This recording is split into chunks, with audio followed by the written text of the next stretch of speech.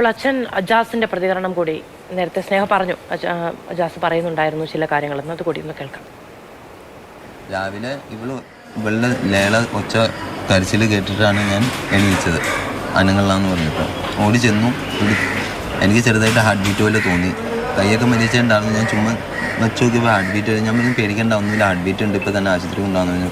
വാതിലിൻ്റെ കുറ്റി തുറന്നു. എടുത്തുകൊണ്ട് ഫ്രണ്ടിൽ ചെന്നപ്പോഴേക്കും അയലകത്ത് ഇത്താനെ ഞാൻ വിളിച്ചായിരുന്നു. അവർ വന്നു. അവർ പറഞ്ഞു ഇനി ടേബിളിൽ വെക്കാൻ പറഞ്ഞു. ഞാൻ ടേബിളിൽ വെച്ചു. എല്ലാവരും വന്ന് പറഞ്ഞു ഇത് കുറേ നേരമായി. വീട്ടിൽ വന്നപ്പം അനീഷയുടെ പെരുമാറ്റത്തിൽ സംശയമൊന്നും തോന്നിയില്ല? ഇല്ല, മാറ്റങ്ങളൊന്നും അങ്ങനെ പ്രത്യേകിച്ച് കണ്ടില്ല. അവർക്ക് വേദനയും കാര്യങ്ങളും ഉണ്ടാകുന്ന അതിൻ്റെ ഗുളിക വന്ന് ഞാൻ പ്രാവശ്യം കൊടുത്തിട്ട് പോയതാണ്. വേദനയുടെ കേസ് ഞാൻ ചോദിച്ചപ്പോൾ അവർ പറഞ്ഞു ഇപ്പോൾ കുറവുണ്ടെന്ന് പറഞ്ഞു.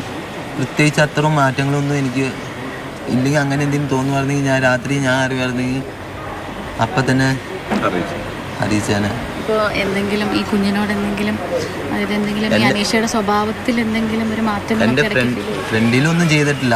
അയൽവക്കത്തിൽ 1-2 തവണ പറഞ്ഞിട്ട് അടിച്ചു പോകുന്നു. അപ്പോൾ അത് കേട്ടിപ്പോൾ ഞാൻ അവളുടെ അടുത്ത് പറഞ്ഞിട്ടുണ്ട് ഇങ്ങനെ അടിക്കില്ല. പിള്ളേരെ 2 പേരും അവൾ അടിക്കുമായിരുന്നു. അത് സത്യമാണ്. എന്തെങ്കിലും തെറ്റിയത് അടിക്കുമായിരുന്നു. പിന്നെ ഞാൻ ഇല്ലാത്തപ്പോൾ അടിച്ചതിൽ 1-2 തവണ എൻ്റെ അടുത്ത് അയൽവക്കക്കാർ പറഞ്ഞപ്പോൾ ഞാൻ അവളുടെ അടുത്ത് പറഞ്ഞിട്ടുമുണ്ട്, ചോദിച്ചിട്ടുമുണ്ട്.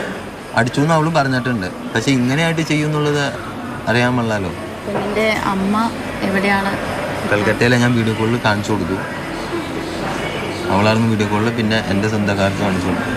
അവൾ ഇത്രയും ദിവസം UP-യിലായിരുന്നപ്പോൾ നിന്ന സ്ഥലത്ത് എല്ലാവർക്കും, കുടുംബത്തിലെല്ലാവർക്കും കാണിച്ചു കൊടുത്തു.